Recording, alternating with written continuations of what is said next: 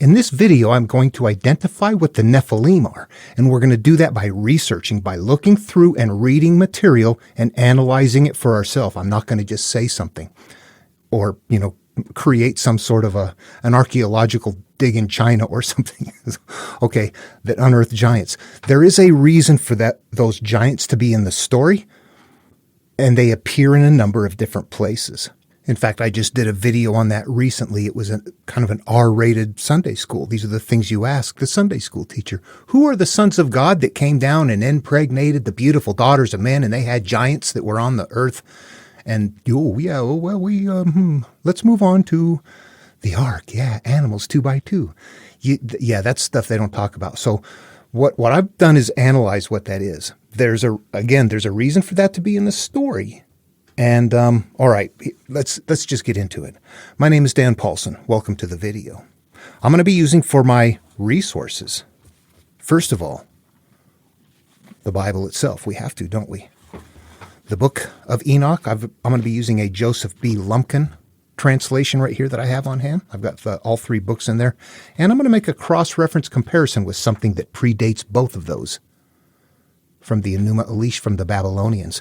And I'm going to show what those are by taking an average of stories. Now, first of all, Enoch. There are people right off the bat that say, oh, no, you don't use Enoch.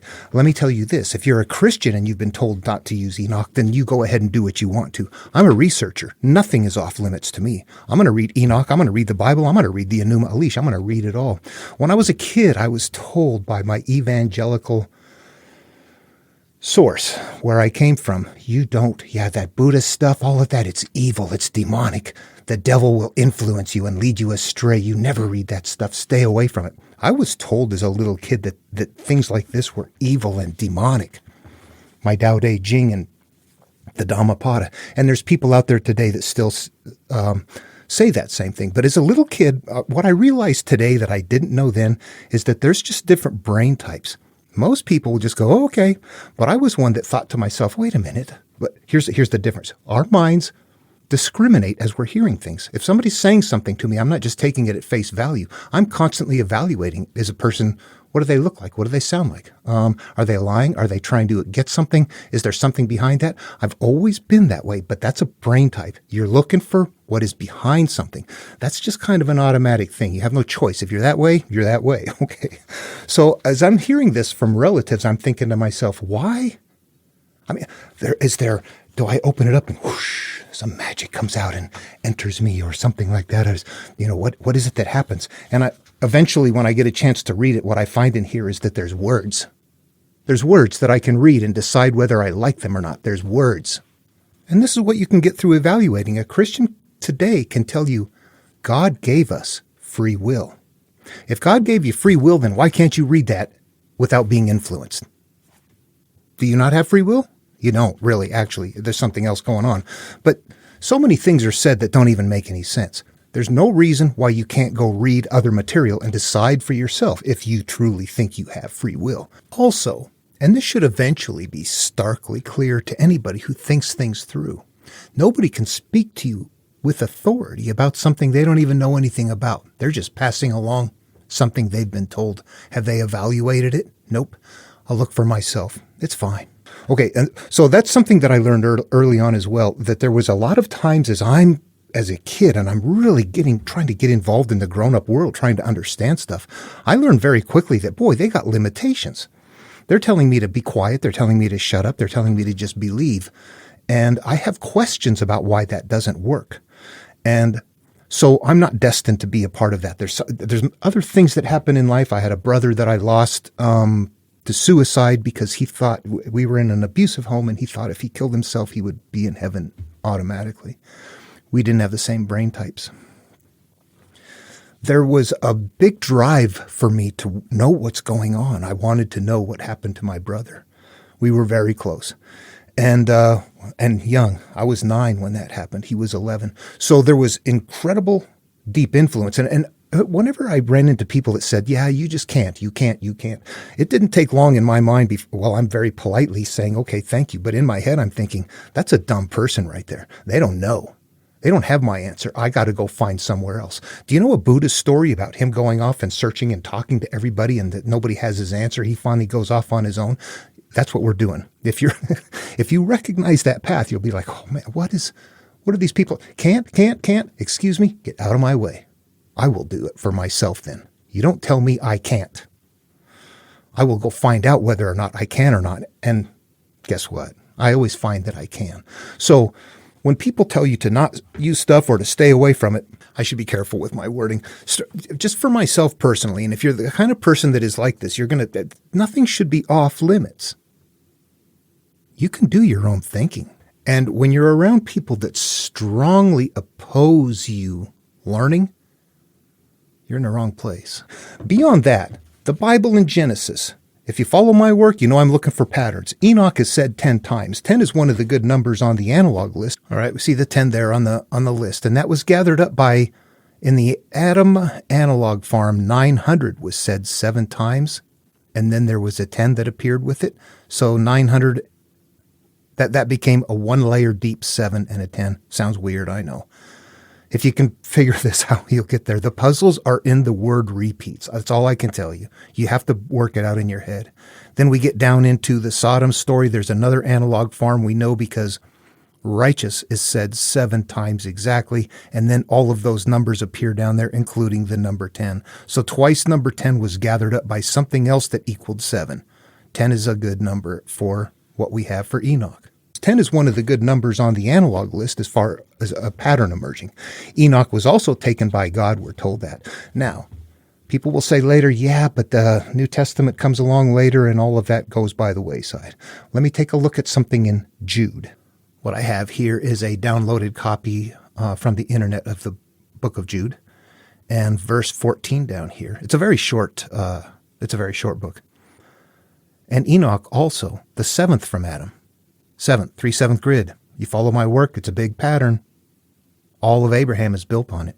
Enoch also, the 7th from Adam, prophesied of these, saying, Behold, the Lord cometh with 10,000 of his saints to execute judgment upon all and to convince all that are ungodly among them of all their ungodly deeds. And to try and keep the video short, I'll let you go read it on your own if you want to. Basically, it's a very short book, and it's just like 1 page long. And it's basically an admonishment to, that time goes by, that it's easy to let things slip, stick with stay with it, keep with the faith. There are things in action, including, Enoch has this promise. So really it comes down to me. I look at that and go, it's almost like somebody is telling me to go ahead and look. It's in the New Testament. So when people say don't, but it's right in here referenced within the very material that you're using, why wouldn't you just say, I'm going to go look anyway? I'm going to go see for myself. So let's go to the Bible first and see the version of the sons of God coming down and going into the beautiful daughters of men. Starting there first, it's the short one. Then we'll go to Enoch, the one with a lot more detail. It sounds different, but you'll see it's the same story. Since we are following a pattern and a template, it is important to note something here. That Enoch, the last time Enoch appears in Genesis is in chapter 5, verse 24, where it says, And Enoch walked with God, and he was not, for God took him. So Enoch left in the part of the template, and I'll bring that template up in a second here. Enoch left in a step right here before. When we get down here, it said, and it came to pass when men began to multiply in the face of the earth. And this is where we get the sons of God, saw the daughters of men, that they were fair and that they took wives of all which they chose. So Enoch left the story before this corruption began. Do you see that? It's easy to see. Yeah, Enoch's out of the picture, and then later the corruption happens. That is actually a step. Let's take a look at the pattern, the template that I'm talking about. Okay, this is the template I speak of, the human life sequence for life template. And what we have down here at step number 13 from Genesis chapter 6, this would be us on a human life template. At long last, we feel trashed. Our mental state and inner turmoil need to be destroyed in some manner. It hurts our very existence. We are acting out blind to the fact that our inner unresolved pile of issues are causing us to hurt others. We are selfish, living tightly within our general emotional state. We have lost our childhood innocence and sense of wonder. We no longer have trust and struggle to find enough joy. This is a description only for the person who's going to turn inward, only for the seeker. It's not going to be something that makes sense to other people. The Nephilim represent the creatures inside of us.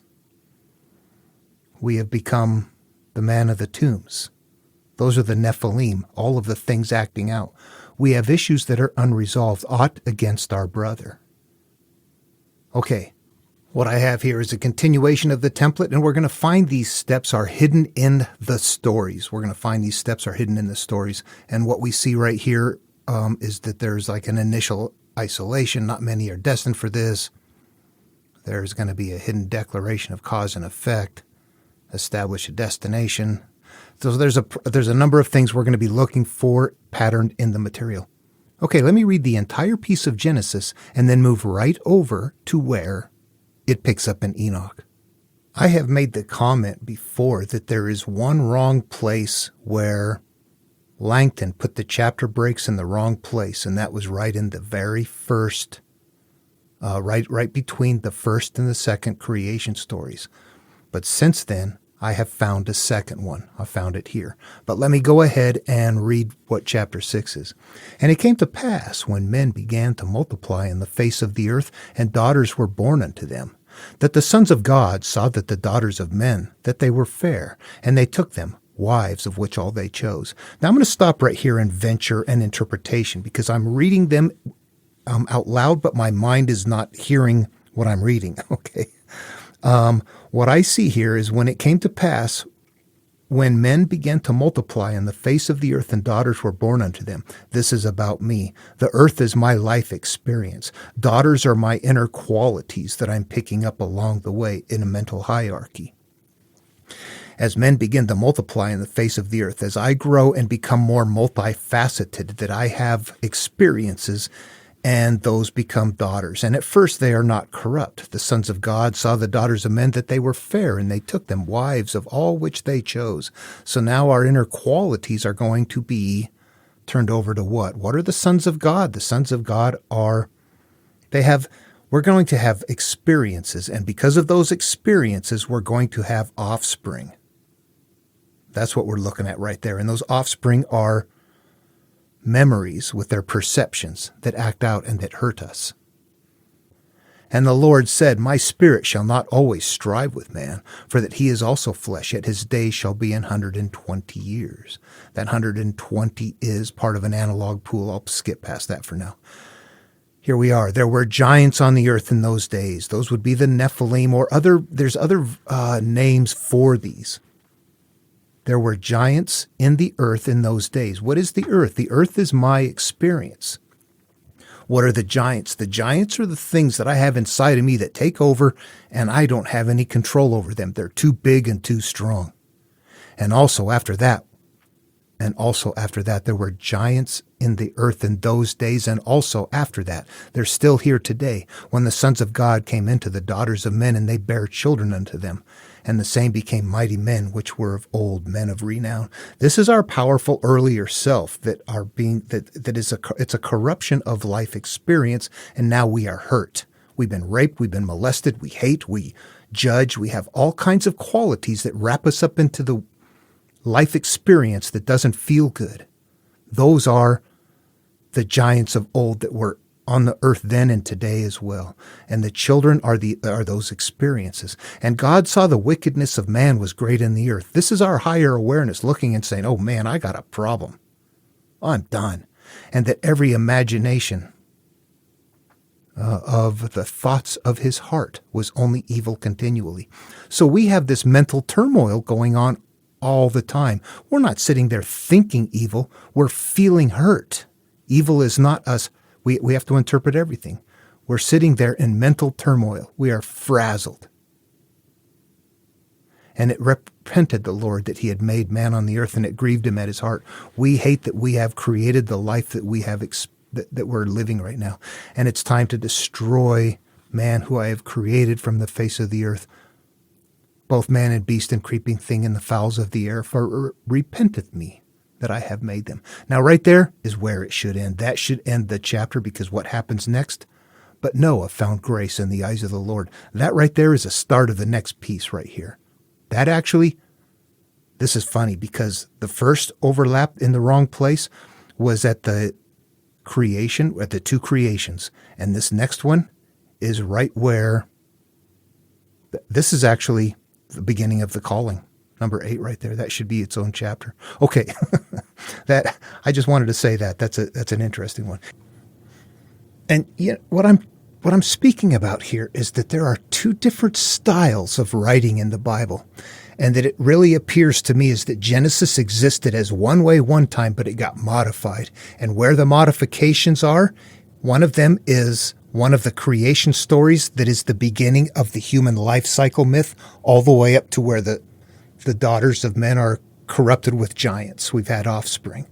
Up to that point is the human life cycle. The next step starts the inner healing path, which would be the calling. You can see that that's a very distinct break, but both of them are happening at the very beginning of each one of the templates. It's almost as if they're trying to hide the beginning of those templates. And by they, I got to correct that. Stephen Langton, Archbishop of Canterbury, Catholic Archbishop. He's the one that added in the chapters. And it looks like he knows what he's doing.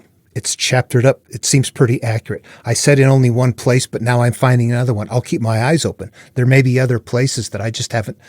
It takes a while to interpret until you start seeing things that are template level and not story level. Anyway, okay, so do you see what I'm doing right there? If I put this on a human life template and I say this is about me, that's how I'm going to treat the verse. Now, let's go to Enoch, do the same thing, and see what we get out of that.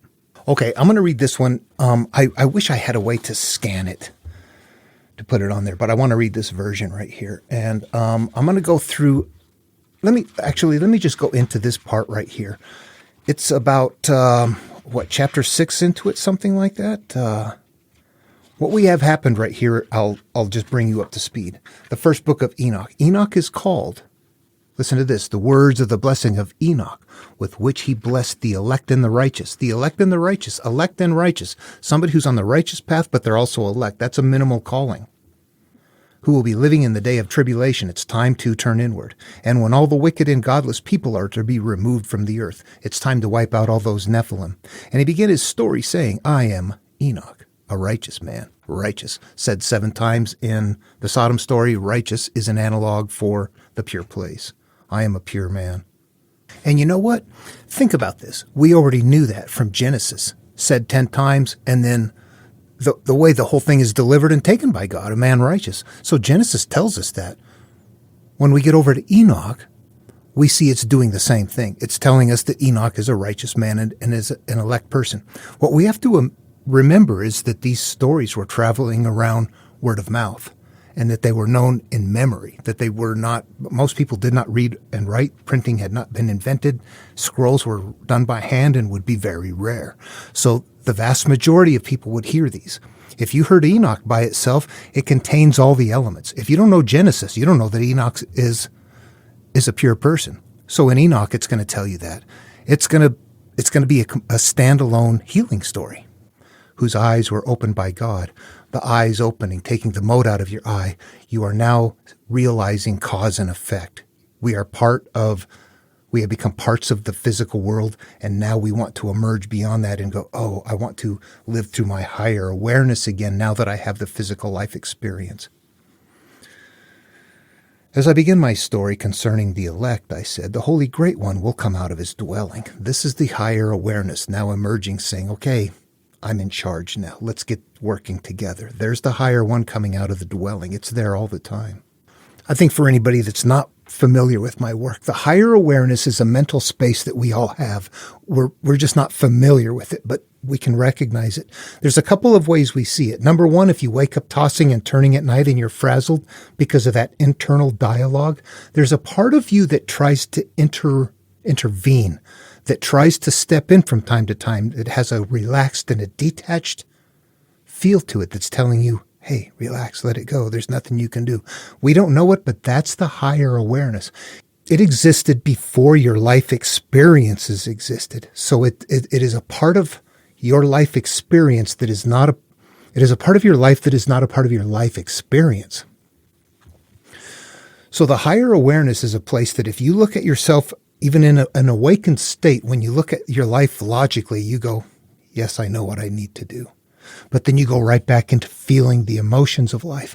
What we need to do is nurture living through that consciousness that is the one that is outside of the life experiences. We tend to live through the memory and the emotion of our life experiences instead of our higher awareness. That's what this whole stuff references right here. Emerging from there. That is what is emerging from, well, it's in our mind all the time. There's the higher one coming out of the dwelling. It's there all the time. And the eternal God will tread on the earth. It's going to tread on our life experiences. We're going to emerge our higher awareness with our life experiences.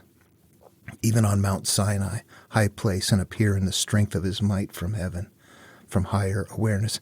And all shall be afraid. The watchers will shake, and great fear and tremble shall seize all of them, all the way to the ends of the earth. This is our early qualities that are all the problems that we have, our habits, our fears, all of those things. They are going to be, that's what they're referring to here, that those are the things that are shaking. Let me add in some comparisons that shouldn't be too obscure. The Jason and the Argonaut story, I talk about that. What does he have to do to get back his kingdom? He's got to get the golden fleece, which exists at the far side of the earth. Right here we just had, you got to go to the end of the earth, your earth. Jesus has, you must return to enter the kingdom. You must do so as a child. And in the Gospel of Thomas, it goes so far as to leave in day 7, a child 7 days old. So it's letting, in all of the material, there's an early point that it's pointing to in our life, that it's telling us to get to a mental state that is back like that. We can't get to that exact one because when we were kids, we didn't know about the world. Now we do know about the world. So we have to work through our awareness.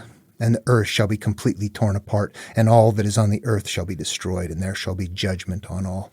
So it's kind of setting things up right there. But if you look at this, you can see what is happening if you interpret it as a part of myself. It's an inner experience, not an outer one. If you take these and play it out in the imagination, it's going to work differently than if you try to read it as if it is a physical thing. But with the righteous, he will make peace. Those are the ones, well, and will protect the elect, and mercy shall be upon them, and they shall all belong to God, and they shall prosper, and they shall be blessed, and the light of God shall shine on them all.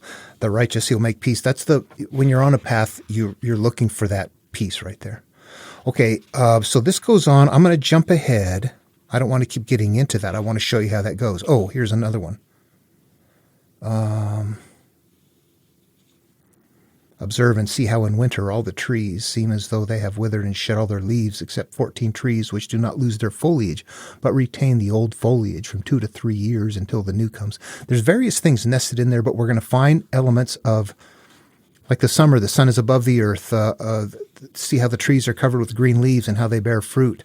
It's going through processes in Abrahamic material that is referencing, like, this is the garden. There's cause and effect. There's cycles of things going on, and it's hidden in this verbiage right here. If you go, that's in my mind.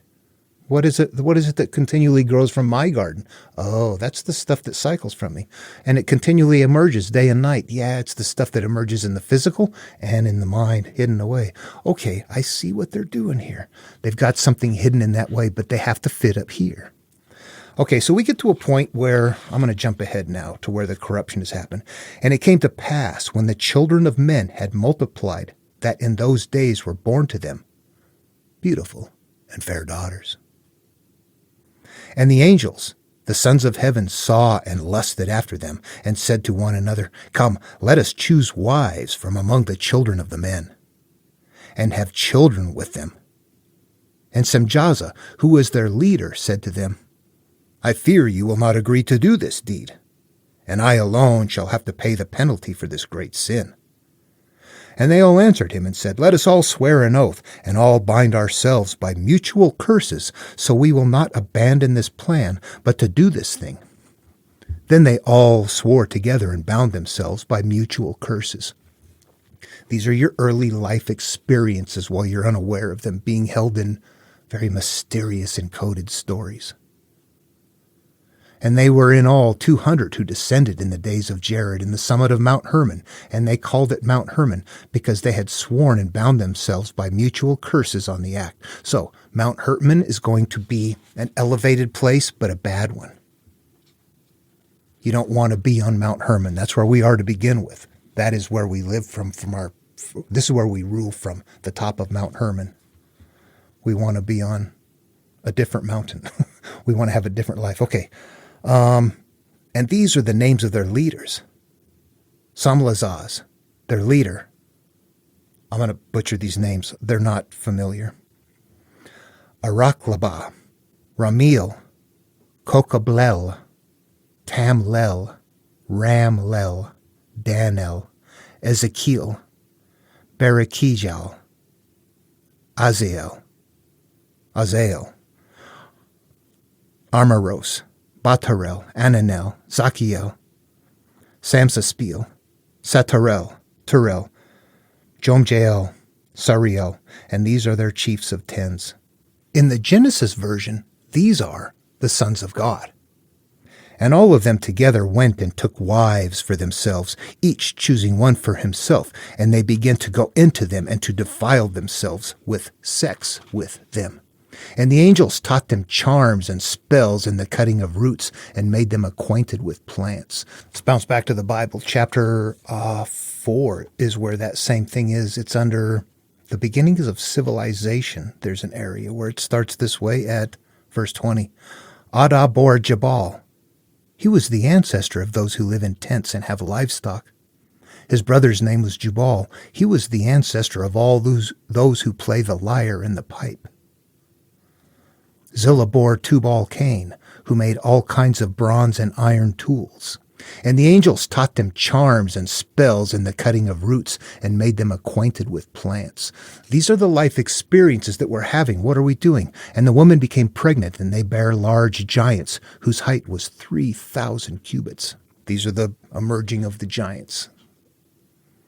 The giants consumed all the work and the toil of men. Remember, it plays out in the psyche. We're living through the giants. The men would be something that we have control over. From a higher awareness, we have control over men if they're up here. But we don't have control over giants or gods. They become powerful. The giants consumed all the work and toil of men, and when men could no longer sustain them, the giants turned against them and devoured mankind. So we've lost our earlier self our pure early self to our first life self, our first adult self, our unaware self, the self that lives through the life experiences without separating from those life experiences. And they began to sin against birds and beasts and reptiles and fish and devour one another's flesh and drank the blood. Okay, these are not real. They're really, all of these represent, birds, thoughts of the air, beasts, things that you experience, reptiles. They're all going to be analogs that represent something. The idea here is that we've lost all of those things. Now we used to be nice and kind and polite. Now we're shut up, get out of my way. We're aggressive. We've lost all of those things. And the earth laid accusation against the lawless ones. Myself, my inner being is like, I don't like this life experience. That's my earth. The earth laid accusation against the lawless ones. I don't want to live this way. And Azazel taught men to make swords and knives and shields and breastplates. Okay, so it goes on like that. It's going to go into a lot more detail, but you see what is happening right there in a much bigger version. Let's jump to something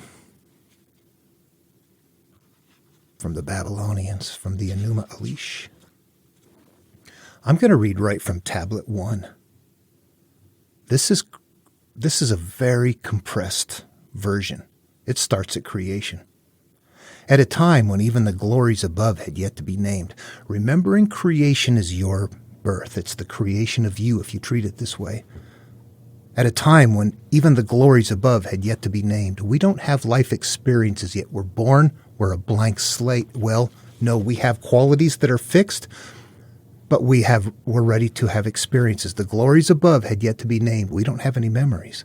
And unuttered was the word for the world which lay beneath. It was then the first being Apsu, who was their source, and the progenitor Tiamat, the mother who gave birth to them all, intermingled their waters, producing neither field nor marsh. So this is at a time when we're born early. However, we have not had life experiences. We don't have field nor marsh. We're infants, we're alive, but we have no memory of it. At a time when no divine beings had yet come into existence, our controlling selves, our awareness. There were no names to be spoken and no fates pronounced. No names to be spoken. I had not yet named things. I had not yet had life experiences. Said, that sucks. That's wonderful. I like that. Ooh, it's delicious. There were no names to be spoken. The Tao Te Ching. The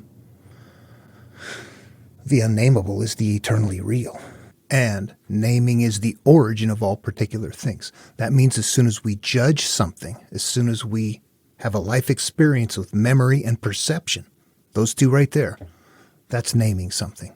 Has not been named. And no fates pronounced. I don't have experiences in place as a result of it because I have not decided the quality of anything. This is really pre-state. I want to stop here and say that naming is always a part of the material, certain parts of it.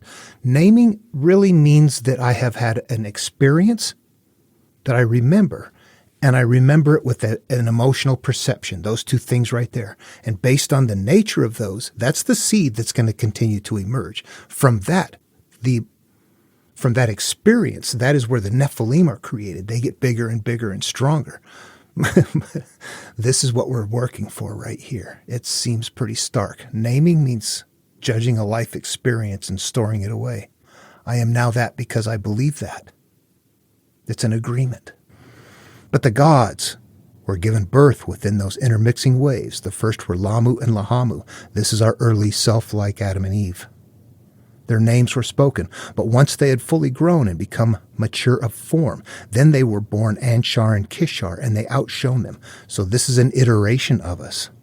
What does it say? But once they had fully grown and become mature of form, we are now developing. We are now conscious. And so many days pass by. Time goes by. They've got lineages in the Bible. Right here it just says, and so many days pass by. That's simple, but it's there. It's covered. And many years were counted. There's the rest of it. Their first son was Anu, being as great as any of his forebears. This is our earlier self. And Anshar caused his son Anu to become just like himself. From Anu came Nudimmud, who was also a spitting image. We are becoming multiple beings. We're developing more mental facets. Profoundly wise and full of insight. Oh, I missed the part. And Anu came from Nudimmud, who was also a spitting image. And Nudimmud proved to be even greater than his forebears, profoundly wise and full of insight, with strength in his limbs, more infused with might than even his grandfather Anshar. This is us later on developing more strength from our earlier iterations, with none among the gods who could be considered his equal. That generation of gods would gather together for wild revels. That's turmoil in the head. The gods are gathering together for wild revels. Whoosh, the swirling begins. They prove bothersome to Tiamat. That's our inner self to begin with. Their hullabaloo echoed. All this commotion proved unsettling to Tiamat's inner being, and she was bothered by all of their activity within. And Aruna is the dwelling place of the gods, so that would be the mind. And she was bothered by all of their activity within the mind. There was nothing Apsu could do to mitigate their carousing, but there was nothing Tiamat could say to quiet them down, and no matter how troublesome their conduct became to her, regardless of how rowdy things were, she just put up with it. This kept up until divine Apsu, the source of the mighty god, summoned him to speak to his officer Mumu, saying, "Hear me, Mumu, my trusted officer." So it's going on right here, and they're going to want to have to destroy them. What does it say? Let me jump ahead. I have been very troubled by the manner of their conduct, so that I cannot relax during the day nor sleep well at night. What the hell are those? Yeah, they're the experiences we have that are out of control if we can play this out in the mind. Therefore I shall bring it to a halt and get rid of them all. Then silence shall reign, and thus we might get some sleep. But as soon as Tiamat heard his words, she became incensed. Overcome with ire, she screamed intensely at her husband. But then she soothed the fury that raged within her breast. Could we permit our own offspring to be thus eradicated? Despite their troublesome ways, we ought to put up with it. Then the officer Mumu provided his own answer to Apsu. Okay, I don't want to keep reading this one. I don't know if you can see an early version of what is happening. It is us still moving along. What we have in this case, what we had in the Bible, the way that they're holding those painful things was that the sons of God came down and had sex with, and there were offspring. We saw that in really kind of more explicit detail with a lot of moving parts to it in the book of Enoch, where it just is a lot more detail.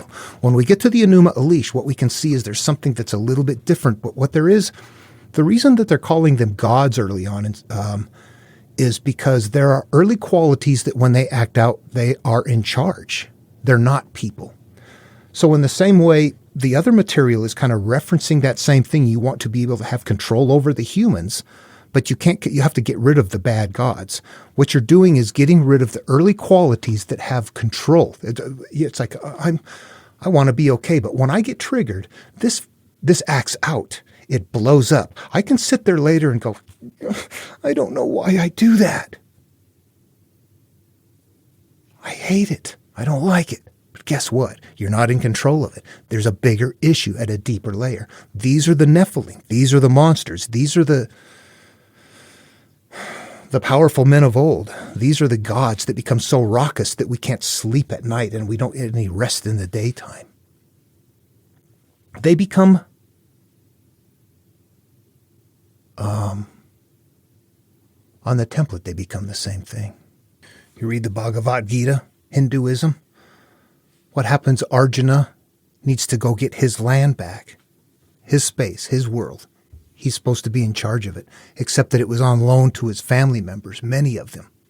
What do we have here? And they won't give it back. He has to go do battle with them. They're conceptually the same thing. They all represent the idea that this is us needing to destroy all of the things that have control over our land that we want back, or our mind, our life, our experience that we don't have control over. What does that sound like? Well, anyway. All right, I think I should end this video. I covered it, I believe, fairly well. If you have any questions or comments about it, please feel free to leave comments below. People may not like it, but it's there. And, people that say it isn't there are people that cannot see this. You need to understand that it's an inner path and that not many people are going to do it. There's going to be a lot of people that say, buddy, that's not even there. Yeah, you know what? It is, for those who can see it. Yeah. Look, it's an inner healing path. It's everywhere. All right. Well, that's it for this video. Hope you enjoyed it. And I hope it generated some thought process, actually. I'll see you in the next video.